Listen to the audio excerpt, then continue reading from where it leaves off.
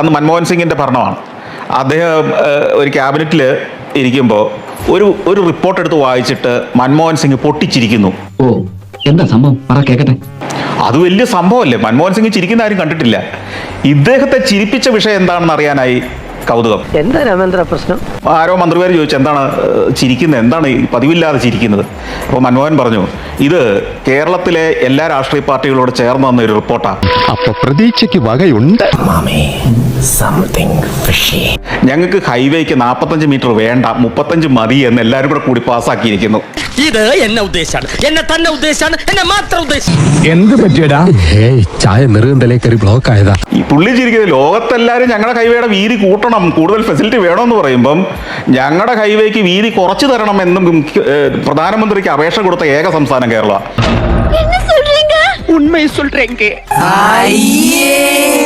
ഇതാണ് രാഷ്ട്രീയക്കാർക്കും നമ്മുടെ പൊതു സംവിധാനത്തിലുള്ളവർക്കും ഒക്കെ നമ്മുടെ ഭാവിയെക്കുറിച്ചുള്ള വീക്ഷണം.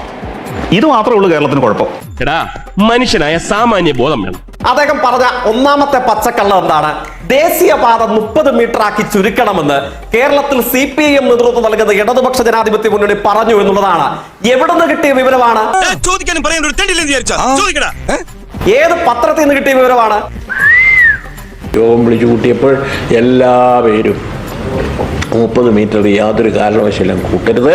തൂക്കിയല്ലോ നാദാ. അങ്കമാലി മുതൽ അരൂർ ചേർത്തല വരെ നോക്കൂ, ഇപ്പൊ 30 മീറ്ററിലാണ് നല്ല റോഡ് ഇട്ടിരിക്കുന്നത്. എങ്ങോട്ടാണ് ഈ നാടിന്റെ പോക്ക്?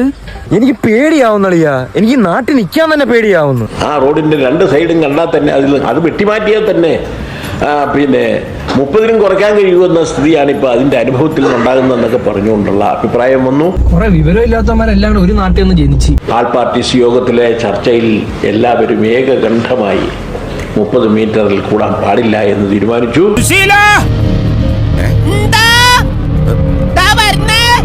എല്ലാരും വിളിച്ചു. മുഖ്യമന്ത്രിയുടെ നേതൃത്വത്തിൽ പ്രധാനമന്ത്രിയെ കണ്ട് ഈ കാര്യങ്ങൾ പറഞ്ഞാൽ അദ്ദേഹം കണിശമായി ഇത് അംഗീകരിക്കും എന്ന് പറഞ്ഞിട്ട് ഉള്ള അഭിപ്രായമാണ് വന്നത്.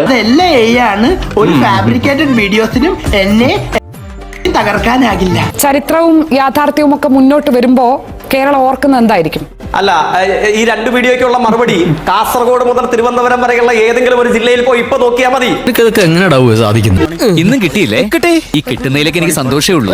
ഇനിയും കിട്ടാൻ വേണ്ടി ഞാൻ പ്രാർത്ഥിക്കാം. എത്ര മീറ്ററിലാണ് കേരളത്തിലെ ദേശീയപാത ഇപ്പൊ യാഥാർത്ഥ്യം? ഇത്രയും വലിയ ഗതികെട്ടവൻ ഈ ലോകത്ത് വേറെ ആരെങ്കിലും ഉണ്ടാവും എന്റെ കർത്താവേ?